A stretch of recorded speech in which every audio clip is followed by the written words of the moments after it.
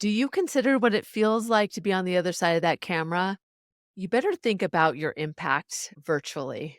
I have some clients that don't, and it has impacted them. Stay tuned, I'll tell you more.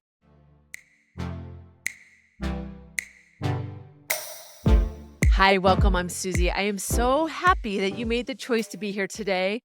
I have this topic. You might think, oh, Susie, we've heard all about being virtual and presenting in virtual and showing up in virtual. But I have to tell you, I still see so many people not putting their best foot forward as it relates to showing up virtually. So I took and looked at some research around virtual, and most employees say 98% want some kind of remote work. And 36% of companies are still have at least some part of virtual schedules.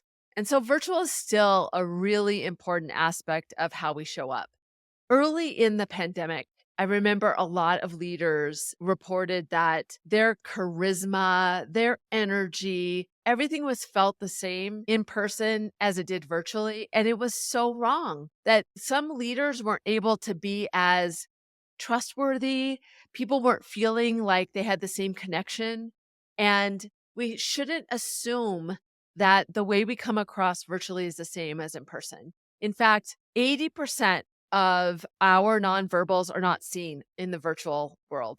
We communicate so much in some nonverbals, whether it's the things around us, the things that we're carrying, the way we use our gestures, the way we're sitting, what we're wearing, all of those things are clues to what's going on with us. It allows us to have additional empathy that we didn't even realize existed before.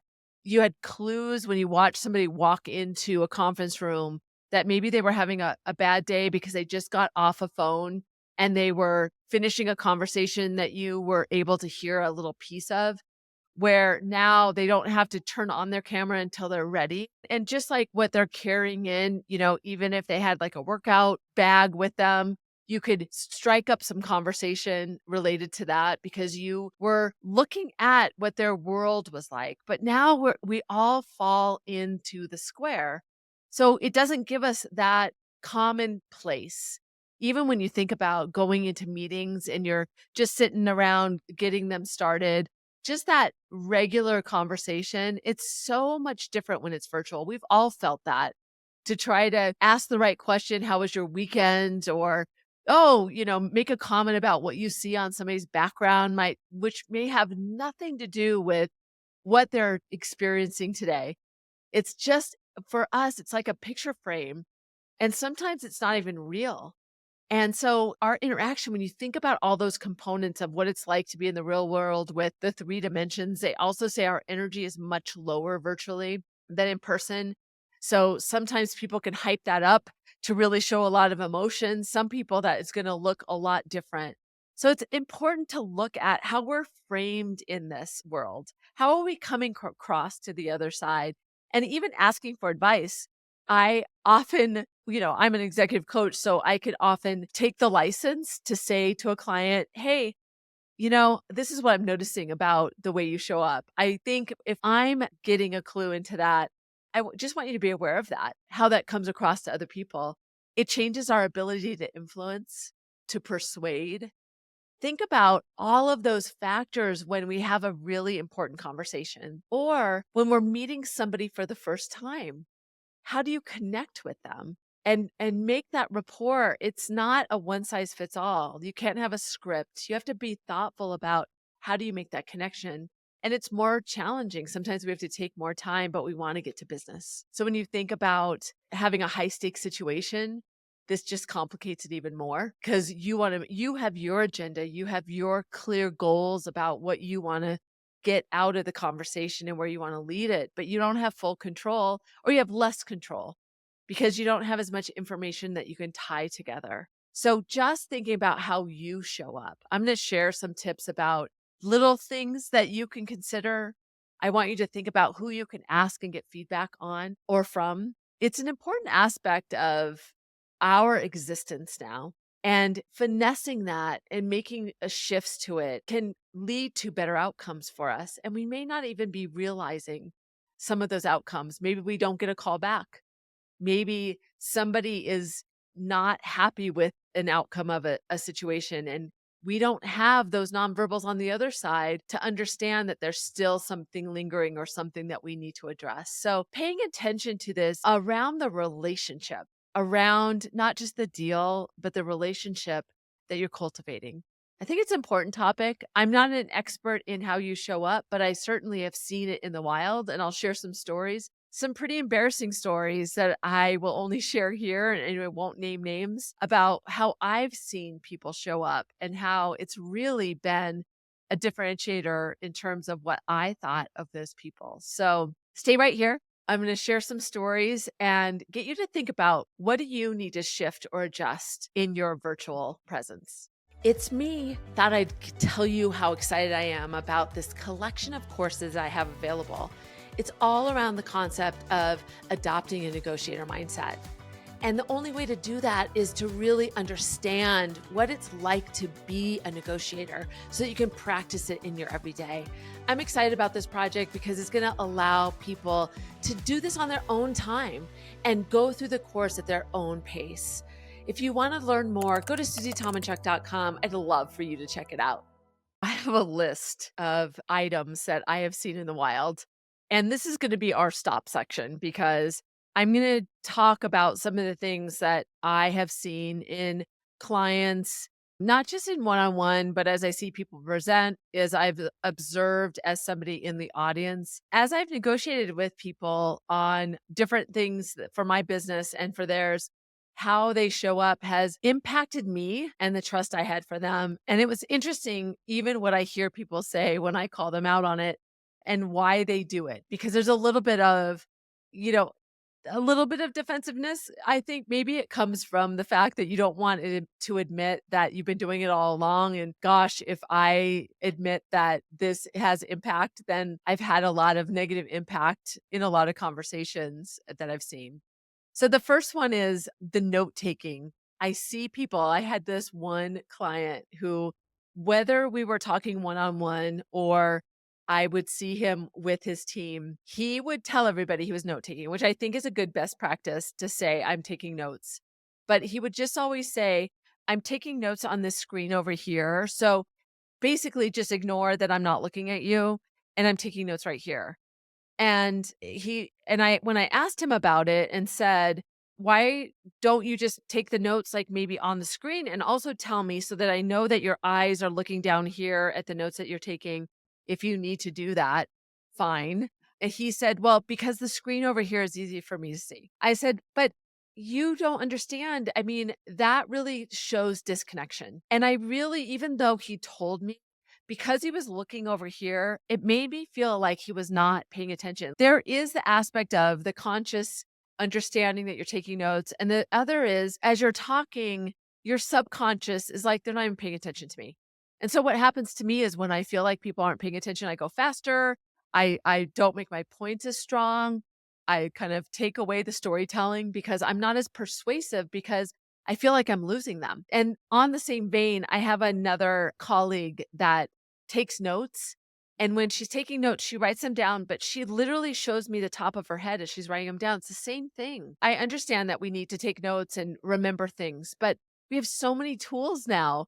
We can put a window up close to the camera and put something there. There's things that we can do. You lose trust with people when you're not looking at them. That was so blatant, and I still see it so often when I'm meeting with people. I also had this woman I had met for the first time, very influential in a big company. I would say they're probably a Fortune at least 50 company. And I swear she was in the bathtub. I kept hearing these kind of waves of water. And it wasn't like being in a hot tub, it felt like a bathtub. It was so distracting to me that I literally couldn't focus. I wanted to get her off the phone call, even though let's be clear, she didn't have her camera on. I was so uncomfortable that I just wanted to get off. And that's another thing that I hear a lot of is background noise. And if you're going to have a really great conversation with somebody and you're building trust, when you have a lot of background noise, even if they know you're in a coffee shop or they know that you have your headphones on or you're in an airport. I know sometimes we have to be in these noisy places. There's that subconscious of, I'm not that important to them. So there's so much going on. It makes the other side not feel the connection. So having awareness about that is really important. And then I have to call it out. The people that don't put their camera on, especially when it is a rapport building conversation. I was doing a negotiation with somebody and I even asked them, is your camera not working or why are you not on camera? And they were like, "Oh, I just don't like to be on camera." And so it changed the whole thing. And what I did was turn my camera off just to level set it, but I wanted to get out of there so fast. Not turning your camera on is a decision. I understand that we all have a lot of virtual conversations and we get overwhelmed or burnt out by it. That is real. I'm not saying that's not, but be thoughtful about the situation that you're in and if you need to be on camera.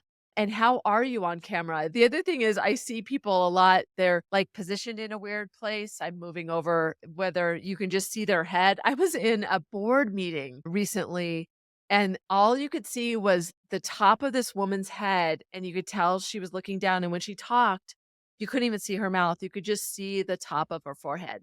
So, what we're gonna stop doing, I want you to think about how are you showing up in your frame, stop not having your camera on, stop taking notes, use AI, use something. Stop not being really present. Think about what you can do with your nonverbals, at least the ones that you have. So stop not showing up. It's so important to be thoughtful about what you need to adjust. It's okay.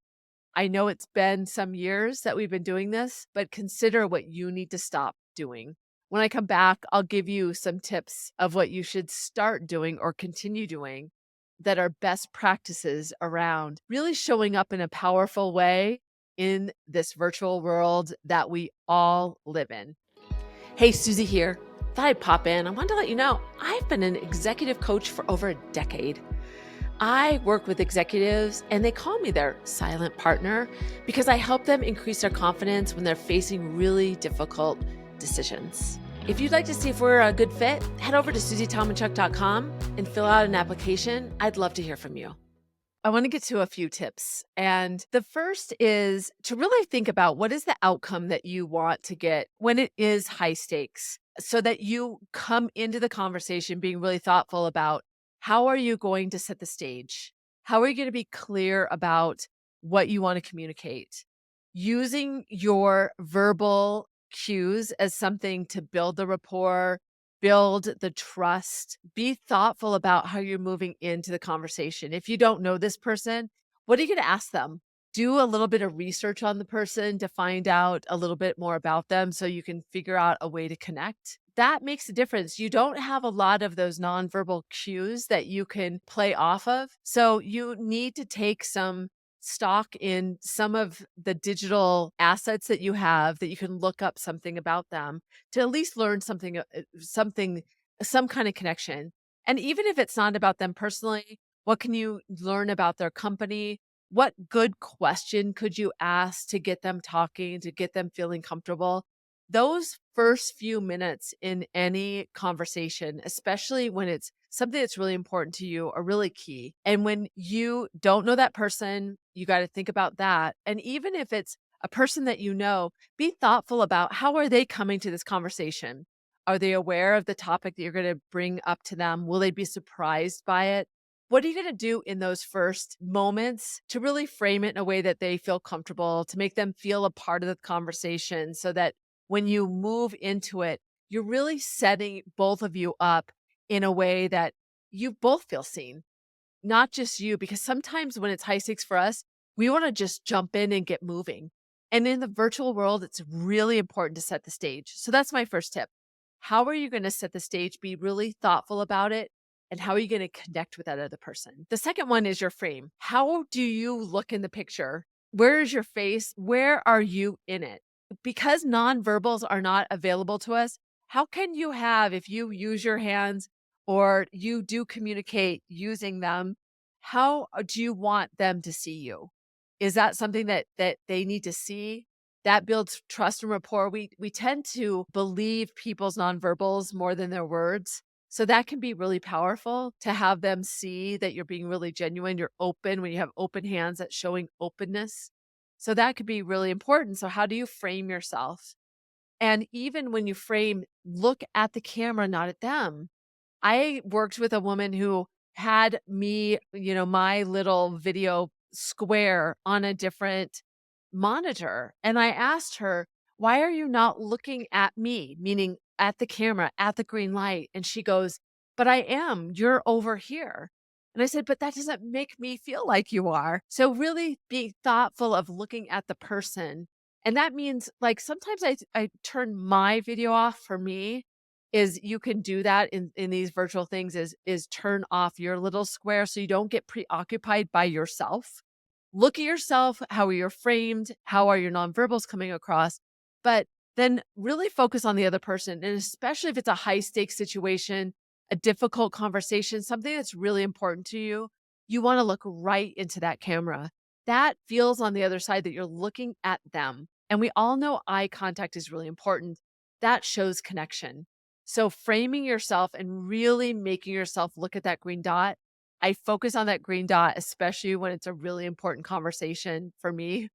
I hope people don't call me on that, but I do. I try to look at that green dot all the time. And then the third tip is if you're taking notes, if you want to make sure you don't forget, those are all great things that you need to do.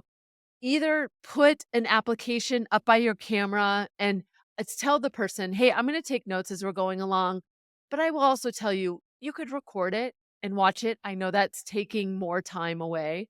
There's also great AI tools to take notes for you that you could use. Just figure out how to do that for yourself. There is nothing better than the connection that you get from really being attentive in the conversation. When somebody is not attentive and it is magnified virtually, it's not only conscious that you think they're not paying attention, but it also is subconscious. That subconscious voice will tell them they're not trustworthy or they're not paying attention to you.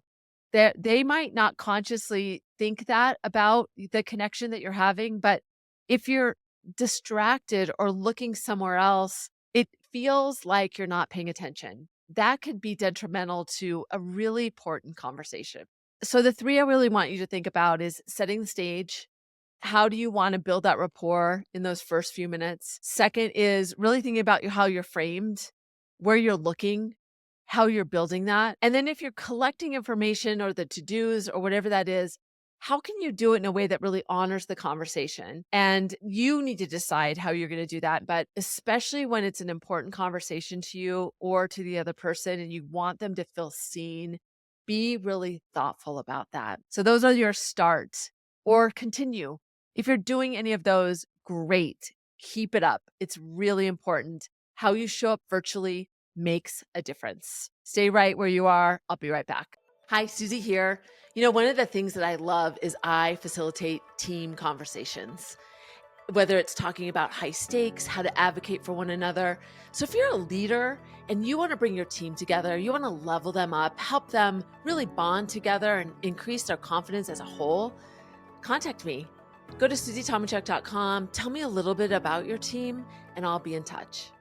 As an executive coach, it's really important for me that people take some of this advice, or if I've made you think today, what action are you really going to create for you? And so I want to ask you a powerful question.